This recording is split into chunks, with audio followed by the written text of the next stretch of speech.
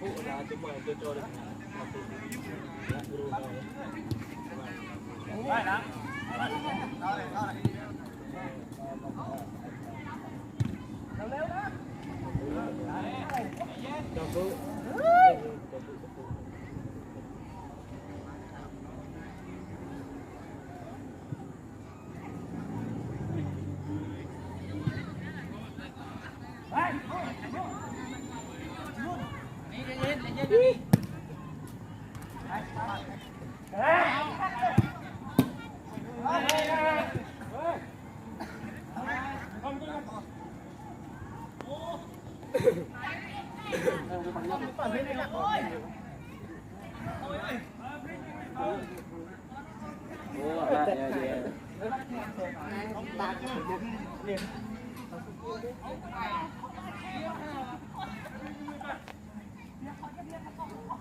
lại với sập đi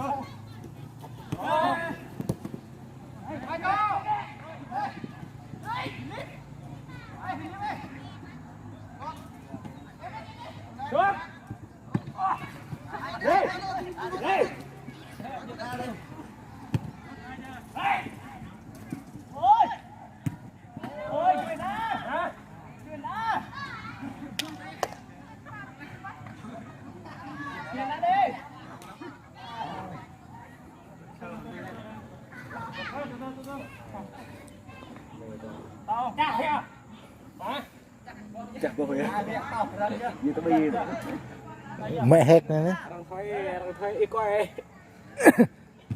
mà nãy cái mày mình nhầm nữa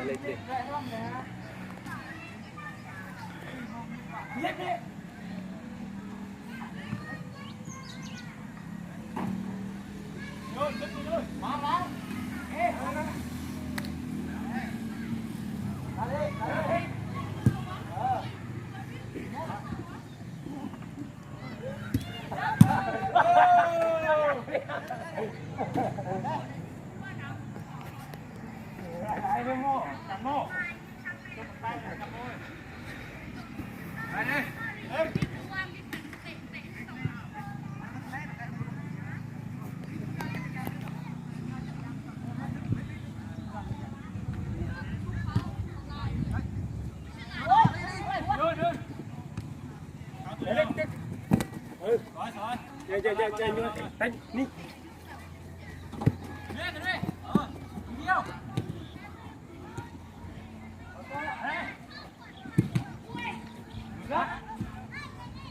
thôi thôi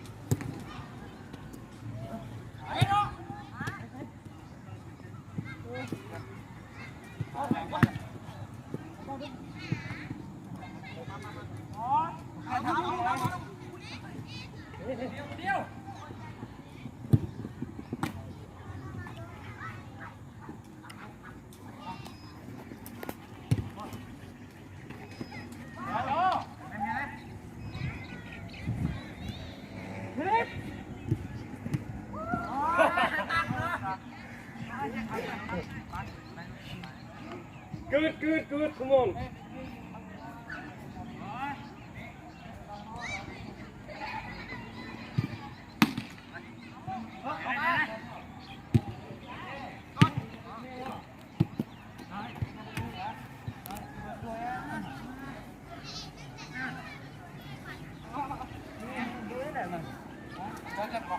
chế đội ta á mấy chị đội ta á chị đi đồ đi đi mình ăn một đậu là ăn một đậu là có là cái nàyแหละ chế cái mình thôi nó cái đầm ngọt ninh cái tàn em mà càng chừng ไปขอแต่มันจึงนะเขาพอจึงหน่อยไปลง vào đây thì mấy cái xong rồi nhỉ bô đây là cò thú mới qua này nhìn cái mặt cái tướng này đó có đơn giản có thú này này thấy không cứ được tao chôm mình quay được nè có thú này này đủ đủ thấy chưa đủ đủ nhanh như con mèo luôn đủ thấy ghê chưa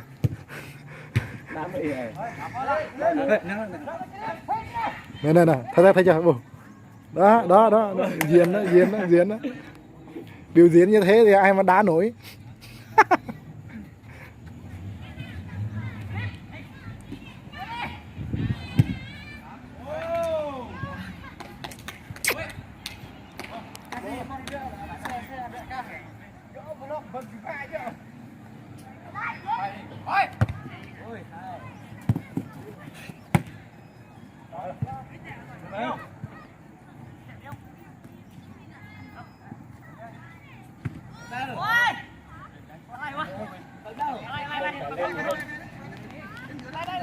làm kênh cho bóng đi kênh que là rồi hack mẹ hack Happy New Year bắt nọ nè nó bị thằng một cái này mày có đứa cái đập nó đợi đắt cái con lại đắt đưa cái con nó đập đi hả để có băng à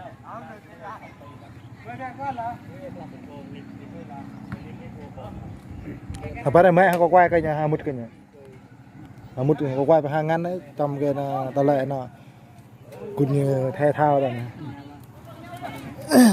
nè hai cầu thủ nữa mới qua có thúm này nhỉ cầu thủ xuất sắc tại Thái Lan người Mông Văn Nha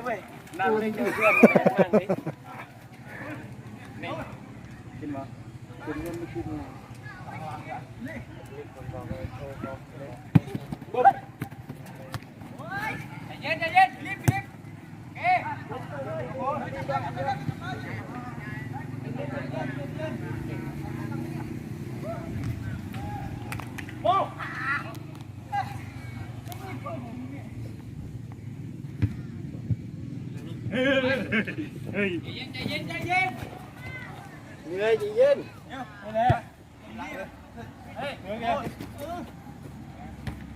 thốt đi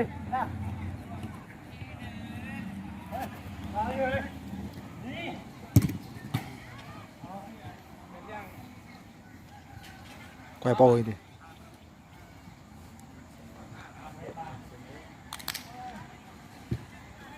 tôi xin lên thì cũng như này Hasan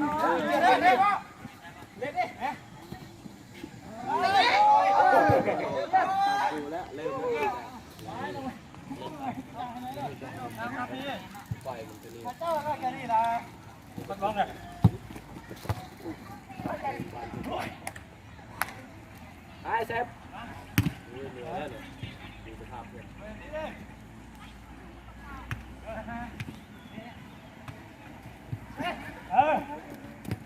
trời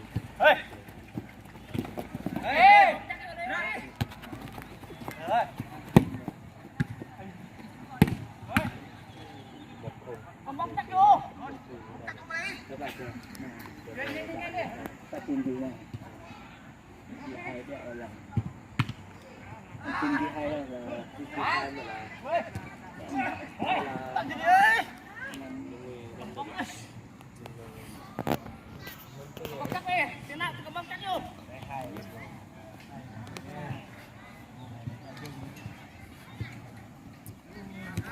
quay đi nha không quay đâu tại vì cầu thủ mà quay nhiều quá không được chết nổi tiếng không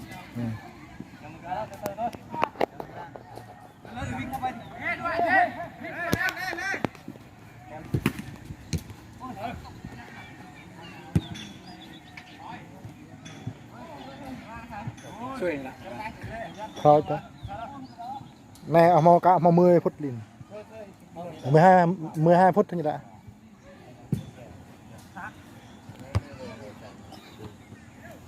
Kết. Nghe tôi tê lăng làm tôi bỏ rụp nữa nên. Tôi bỏ. Ờ.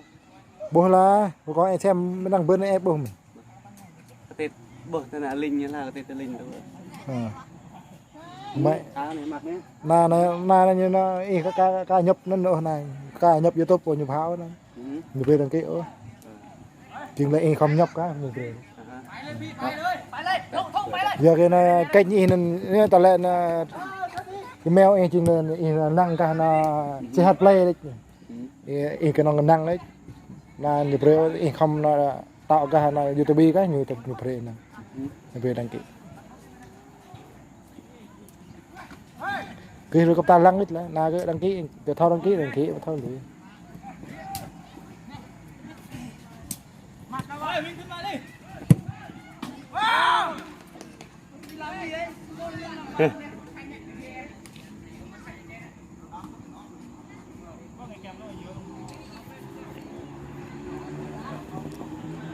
đồ sốt một quả rất là suối luôn 2 quả rồi luôn. 2 quả rồi.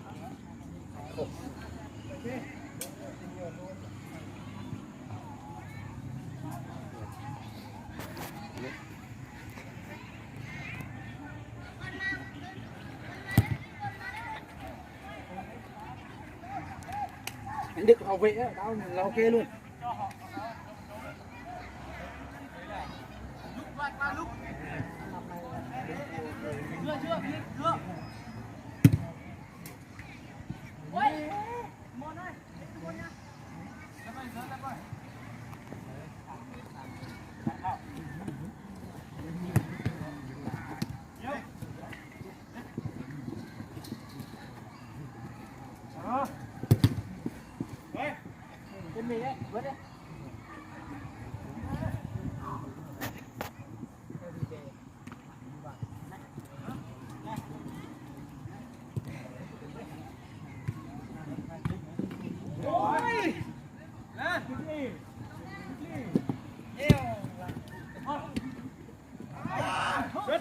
Rồi thôi.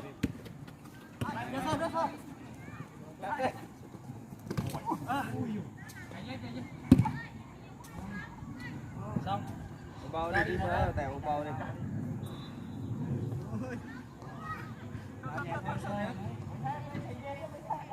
Ra đi.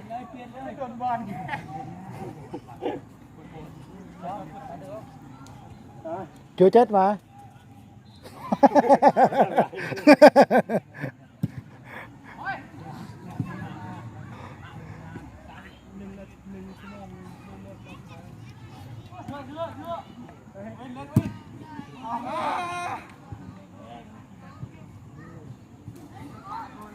Bỏ hà điêu rồi, hà na rải na. Bỏ hà điêu. Mô lý cơ bông na bà hà cơ quay là.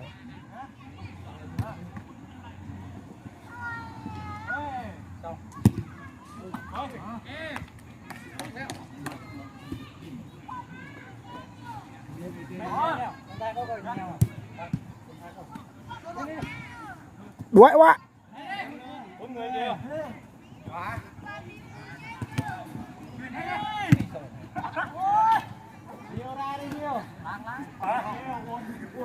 Qua nama belum cek belum hoa.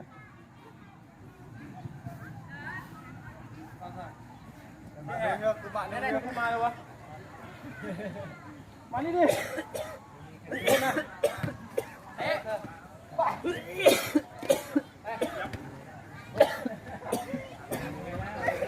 Sútเลย Làm lên.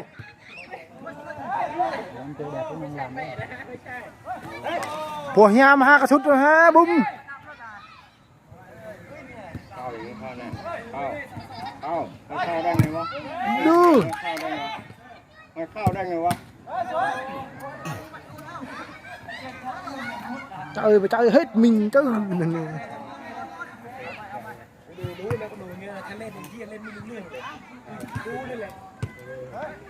Lao lên đi. Lao đi. Lao lên. Lao đứng đường lên. Khao là lên. Khao. Đừng mới lên.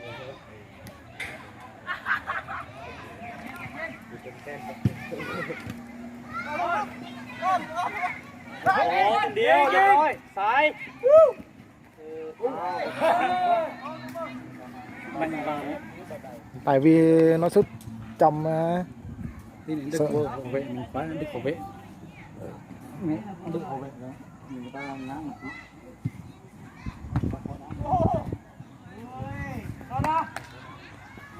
มีใครกันอยู่ข้างล่างเลยหมดแล้วเห็นปะเลื่อยเยอะเลยอ่ะเยอะเลยปูเยอะนะเยอะพวกเยี่ยวเลยลุกเดินเลยล่าง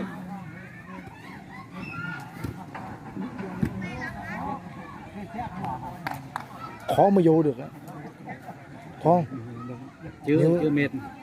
Đây chưa vô, đây vô là vô à. ừ.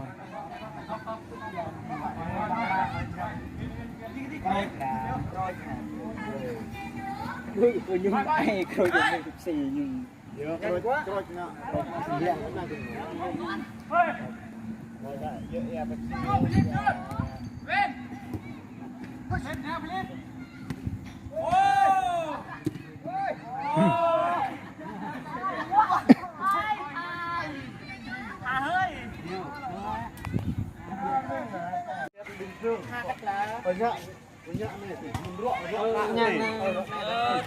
chơi ta bờ mò la là có la có bờ trâu hơn na kir la mình đút đây bờ nhạ này rõ ta bờ mò cái đồng lò á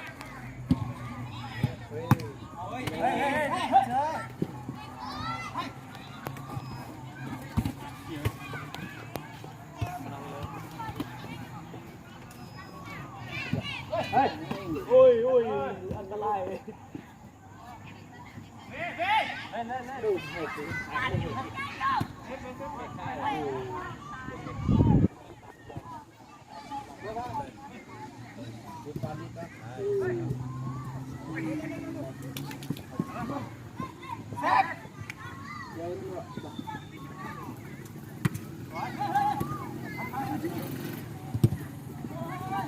เยอะใครแล้วก็ล่ะ được lê sếpไม่ได้ยังสเต็ปแค่นี้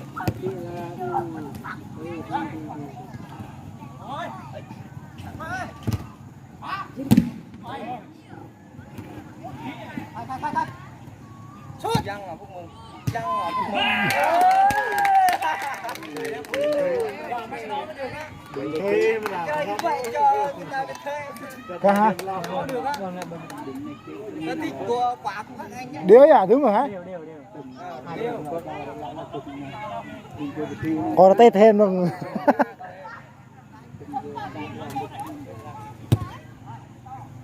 là khai hả na tính mà tính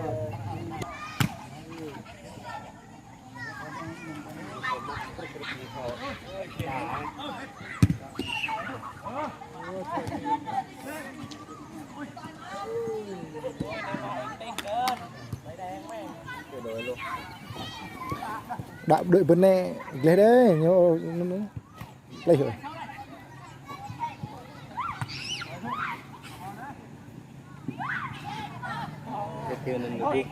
thế là nên đục bên đây thế nên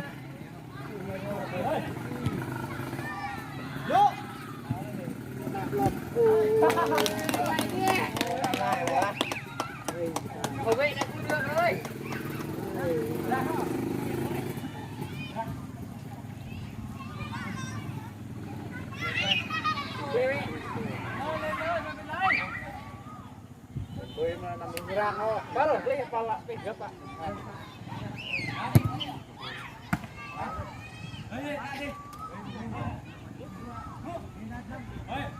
cho là có hả đi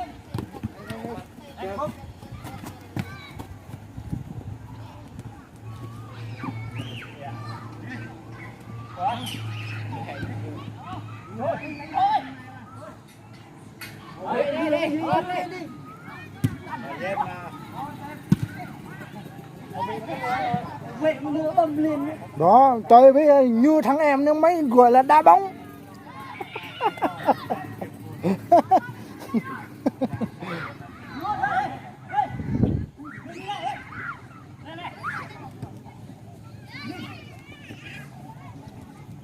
Kèm người đấy, kèm người sau đây.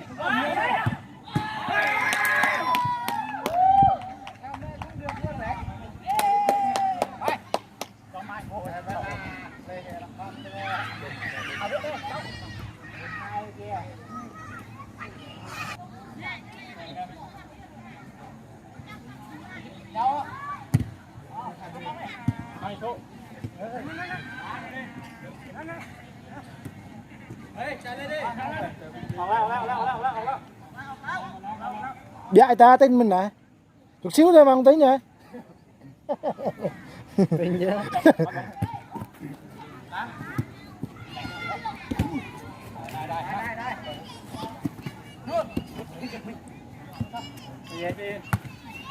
Tốt rồi Vân hả?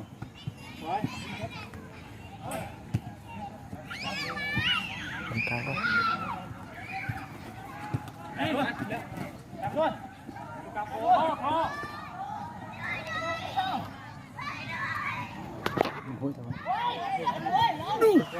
Quý vị đang xem trận đấu giữa hai đội Hoàng Anh Gia Lai và Hoàng Anh Kon Tum. Trận đấu vừa diễn ra được chưa đầy 20 phút và tỷ số hiện giờ vẫn đang là 4-2 nghiêng về cho đội Hoàng Anh Gia Lai.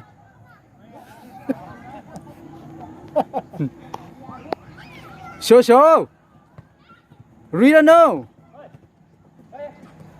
Carlos, bóng đang nằm trong chân của Hoàng Anh Kon Tum. Được không? Bóng vẫn còn trong sân. Hoàng Anh Kon Tum, được không? Không được. Hoàng Anh Gia Lai đã bắt bóng rất là kịp thời. Anh Hét, số 7. Không được. Rất tiếc.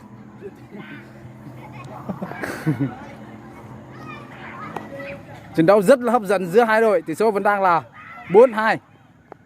Thủ môn phát bóng lên. Quả phát bóng rất tốt của thủ môn Ala Braquador.